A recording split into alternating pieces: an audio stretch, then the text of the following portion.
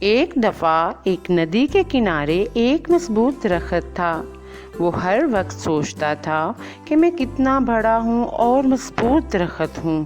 طوفان، آندھی کچھ بھی آئے اور چاہے کتنی تیز آئے، میرا کچھ نہیں بگاڑ سکتی۔ میں کبھی نہیں جھکوں گا اور یوں ہی کھڑا رہوں گا۔ اسی درخت کے نیچے کچھ لمبی لمبی جھاڑیاں تھیں۔ وہ مغرور درخت جھاڑیوں سے کہنے لگا، اے پودو، تم کتنے کمزور ہو اور ذرا سی ہوا آنے پر تو فوراً زمین پر جھک جاتے ہو۔ مجھے دیکھو، میں تیز ہوا میں بھی بالکل سیدھا کھڑا رہتا ہوں۔ ایک دن تیز طوفان آ گیا۔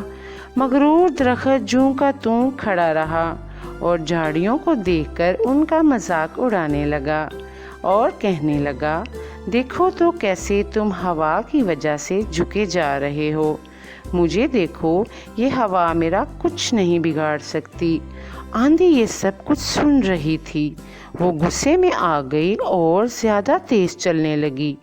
اب مغرور درخت کی ساری شاخیں ٹوٹ کر زمین پر گریں اور تنا بھی ٹوٹ کر زمین پر گر گیا۔